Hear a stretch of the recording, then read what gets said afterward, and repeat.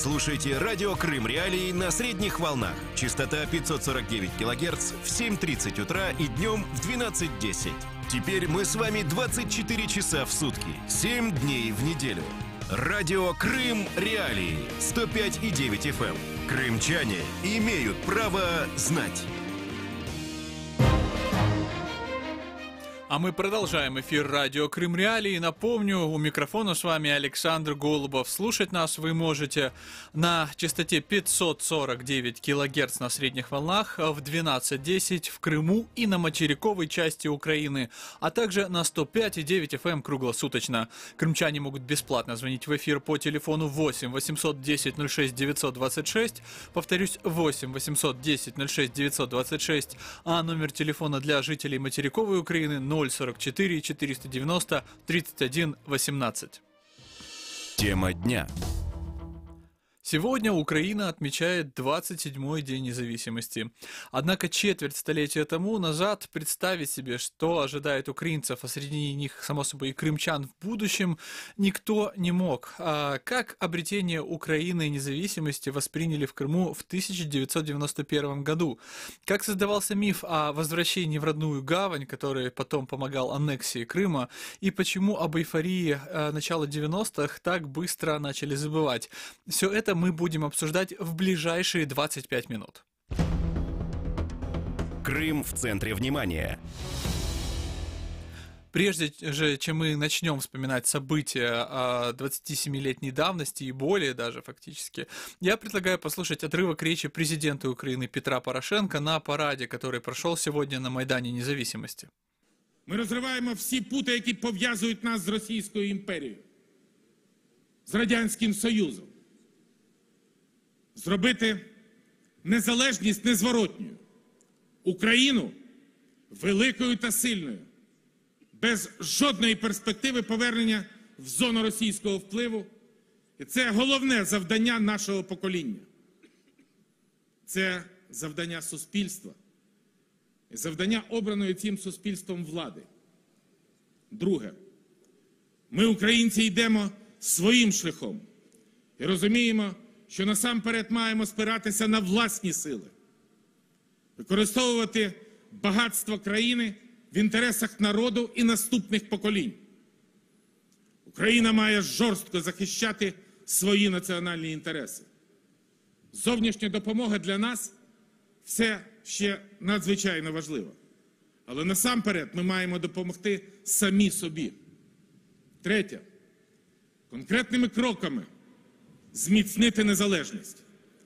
Вже понад рік діє безвізовий режим для поїздок України до Євросоюзу. Ми невідворотно стаємо частиною європейського простору. І це зміцнює нашу політичну незалежність. Набула чинності угода про асоціацію та поглиблену та всеохоплюючу зону вільної торгівлі з Європейським Союзом. І як результат, як наслідок, частка Європейського Союзу становить зараз майже 43% проти 32% ще 4 роки тому, чи 5 років тому. Чітка європейська стратегія дала нам можливість компенсувати ті величезні втрати, яких ми зазнали внаслідок політично вмотивованого закриття Росії і свого ринку, і транзиту для третіх країн для українських товарів. Росія більше не зможе нас шантажувати, тому що ми посилили нашу экономическую незалежность. Вот такая вот речь президента Украины Петра Порошенко на параде сегодня на площади Независимости в Киеве.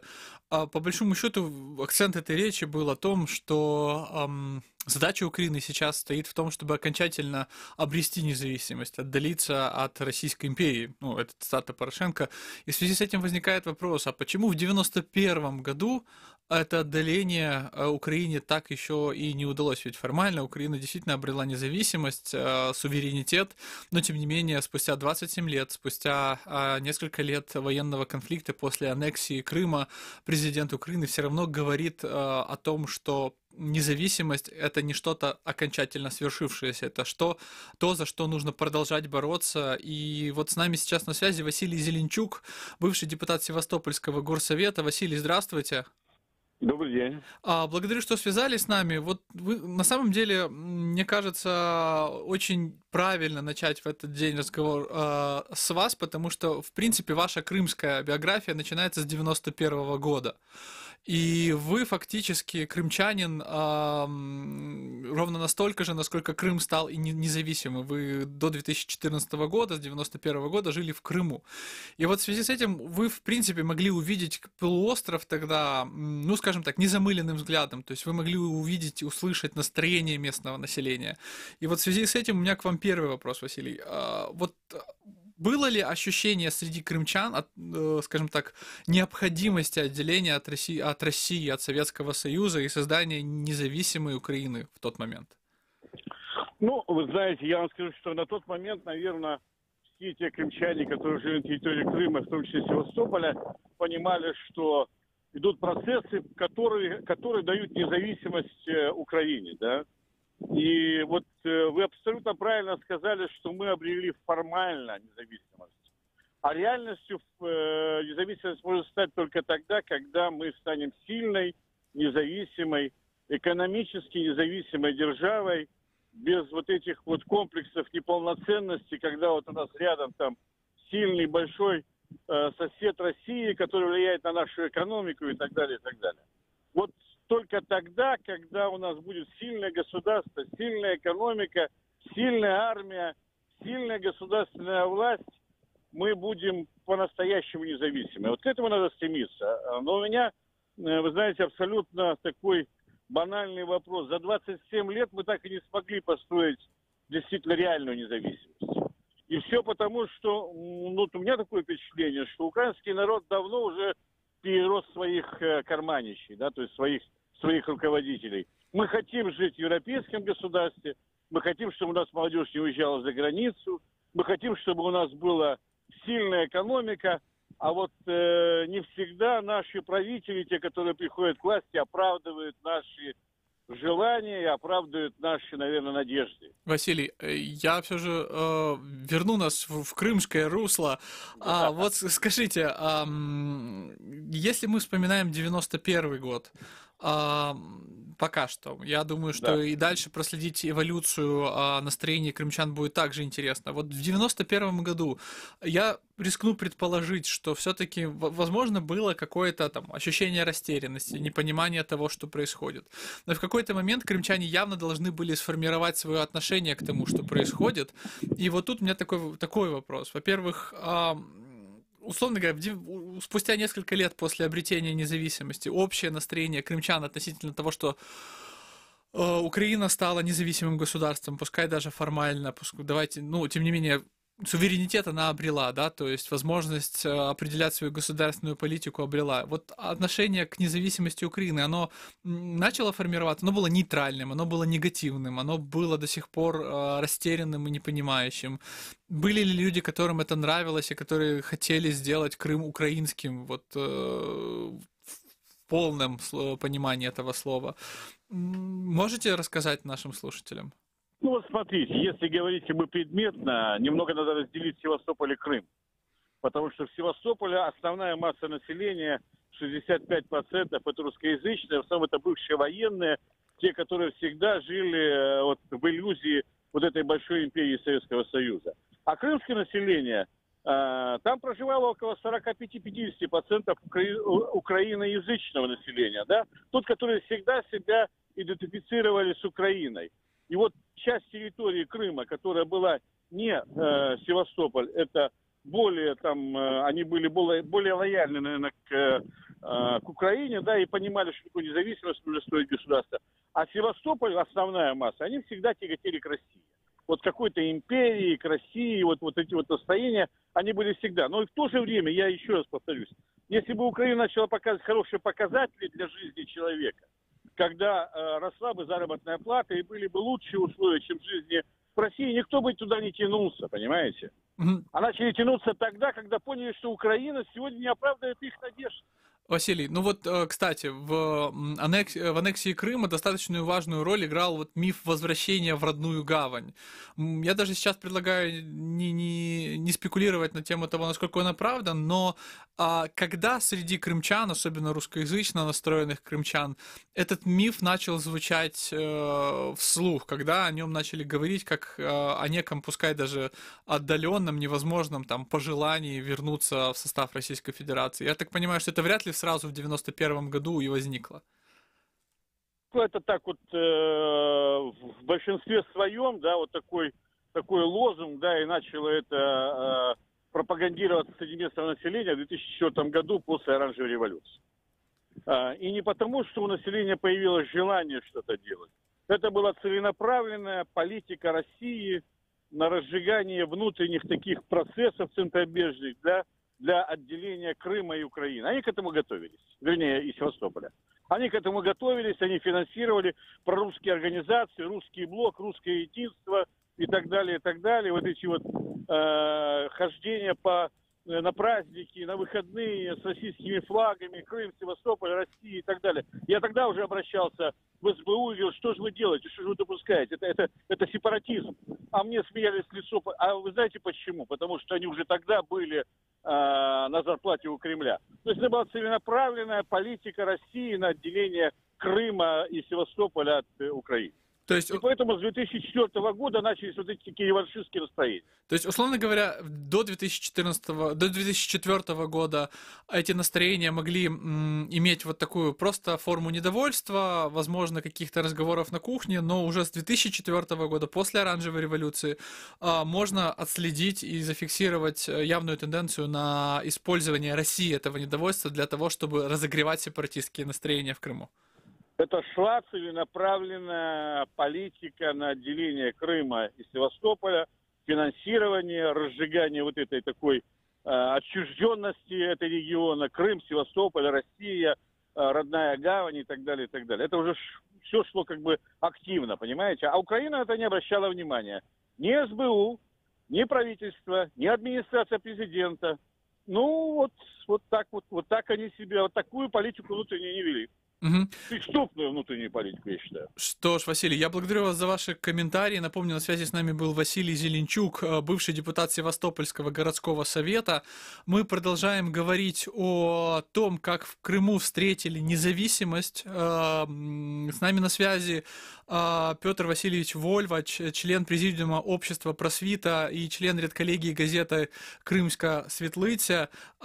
Петр Васильевич, здравствуйте. Слава Украине! Как ведущий я должен удержаться, но как гражданин Украины повторю героям слава. Петр Васильевич, скажите, пожалуйста, вот вы как человек, который фактически встретил независимость Украины в Крыму, скажите, вот как много было на тот момент граждан Советского Союза и уже ставших гражданами Украины, которые открыто, явно и сознательно приветствовали процесс отделения Украины от Советского Союза и, само собой, Украины в составе с Крымом? Ну, перш за все, користуючись можливістю вийти в ефір, я хотів би гаслом «Слава Україні» привітати всіх кримчан, громадян України, які підтримали і підтримують ідею незалежності. Це дійсно величезне свято для України, для українського народу. І сьогодні грандіозний парад на честь 27-ї річниці незалежності України і 100-річчя відродження української державності. А якщо виходить об'єктивно, то Україна як держава відома майже 2000 років. Привітати із цим величезним святом. І я думаю, що ми ще разом з кримчанами будемо відзначати і День звільнення Криму, і будемо відзначати відзначати і перший день незалежності України уже у звільненому Криму. Я от не зовсім згідний із попереднім моїм земляком, і проживши майже 60 років у Криму і маючи під собою статус таврійця у сьомому поколінні, то я знаю ситуацію в Криму дуже добре. Я знаю з 58-го року, коли я навчався у сільськогосподарському інституті, не було антиукраїнських настроїв, і навіть колишній секретар обкому Компартії України Василь Ком'яхов провів один із пленумів обкому партії українською мовою. А потім наступ на згортання українізації почався ще у ті часи, де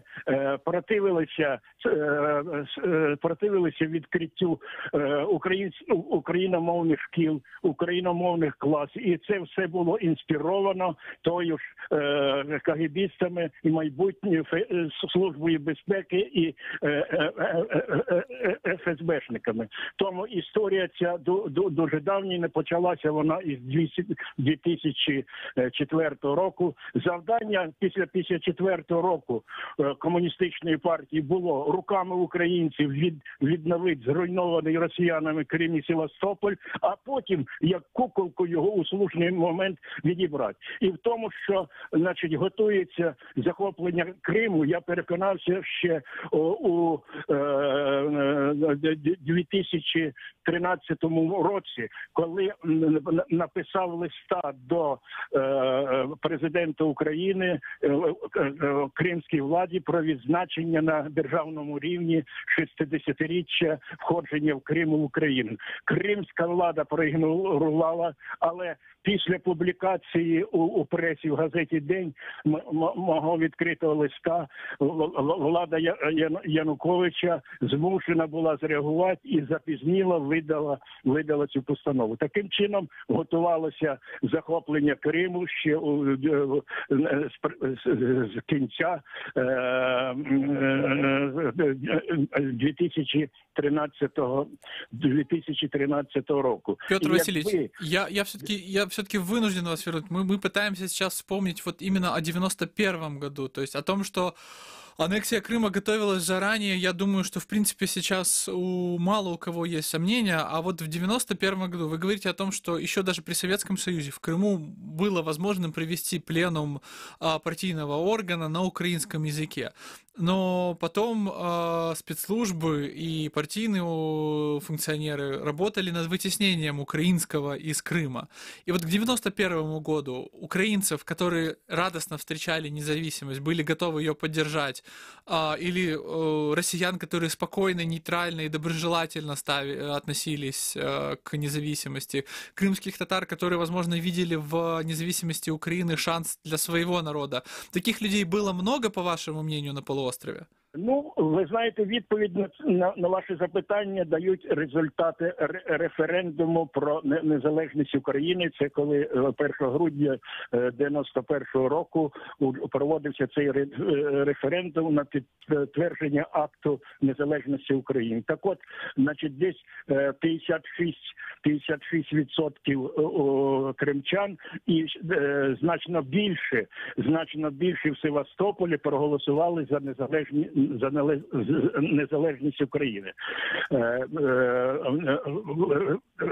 Спротиву у 91-му році проголошенню акту незалежності України не було. Комуністична партія на той час була скомпрометована, деградована. До Верховної Ради Криму у березні 90-го року, до речі, балотувався і до Верховної Ради Криму, і до Верховної Ради України, і я у ті часи, і знаю, значить, як належність до членства в партії негативно впливала на виборців. І тоді вперше до Верховної Ради Криму обрали альтернативних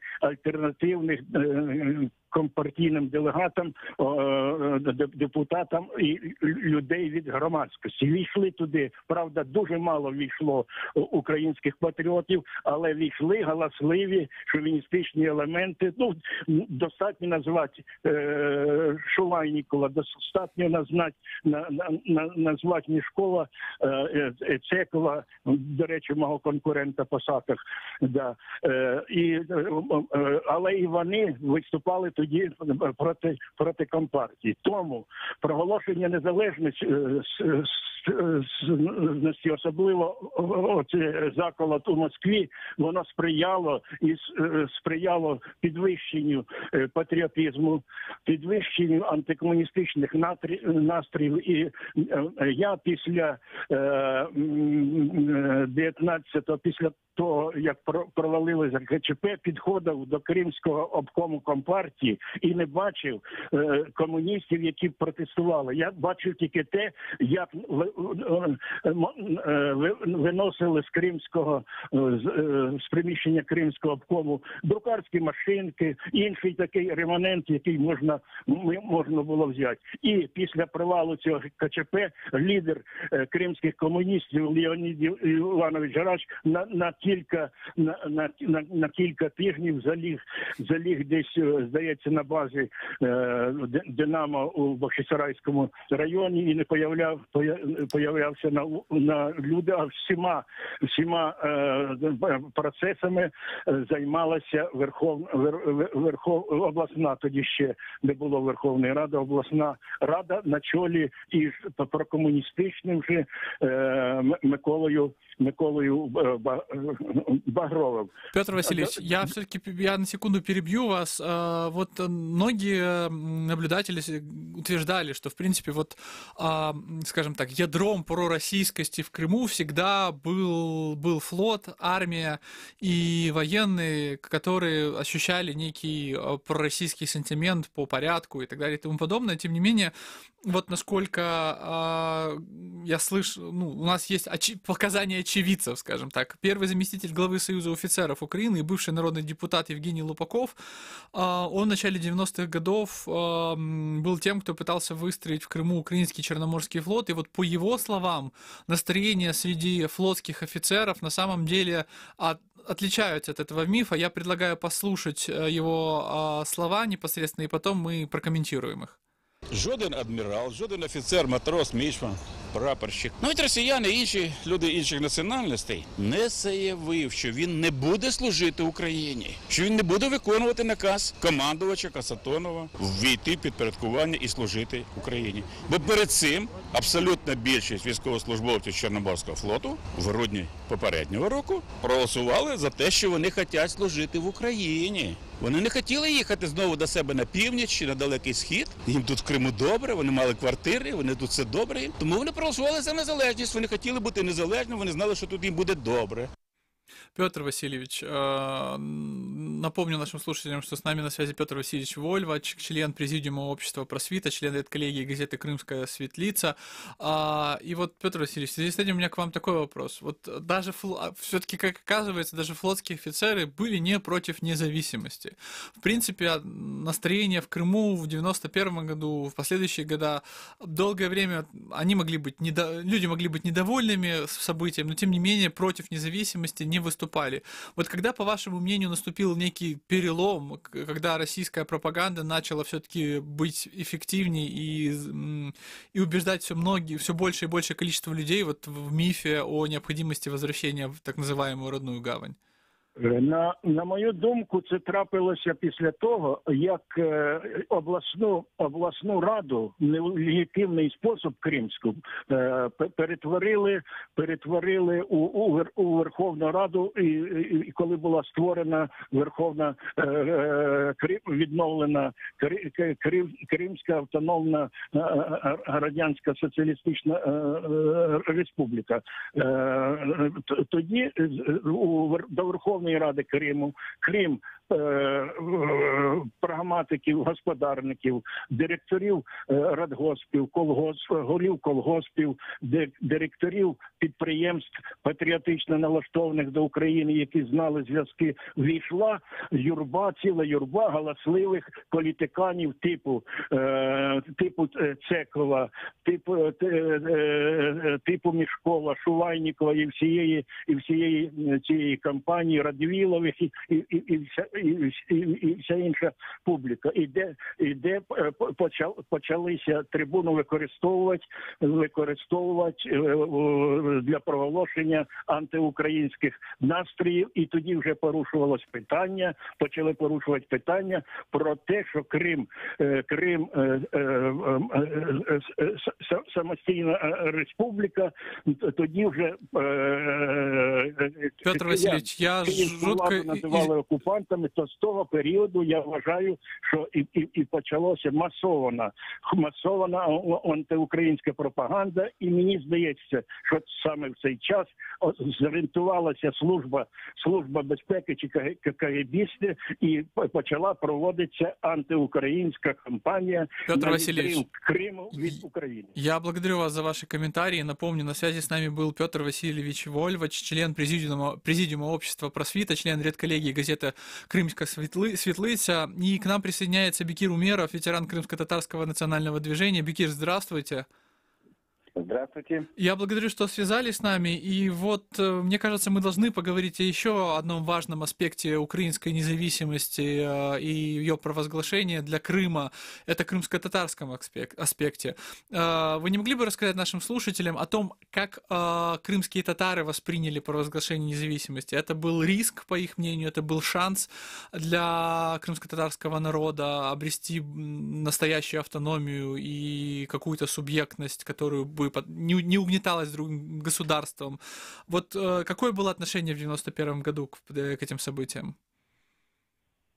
Дело в том, что к августу 91 года над крымскими татарами давлели бытовые проблемы. К тому времени переселилось десятки тысяч семей, абсолютно не имеющих ни жилья, никакой правовой основы для нахождения в Крыму, и они обустраивали вот эти вновь созданные крымско-татарские микрорайоны, как могли, своими силами.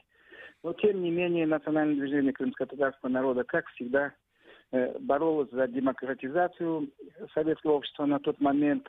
Мы очень активно поддерживали путь к независимости прибалтийских государств. Грузия после них тоже начинала поднимать этот вопрос.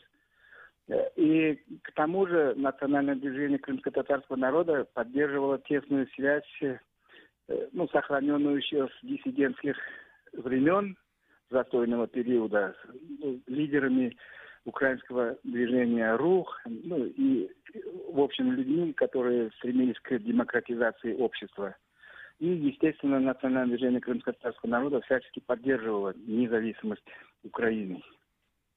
Угу. То есть фактически основа национального движения таки была за независимость. Но в таком случае, насколько, по вашему мнению, вот это не то чтобы ставка, но вот эта надежда на независимость Украины оправдала себя? То есть вот не чувствует ли крымско-татарский народ какую-то обиду за Украину, за то, что не была предоставлена автономия, за то, что не были там созданы нормальные условия для возвращения крымско-татарского народа на полуостров?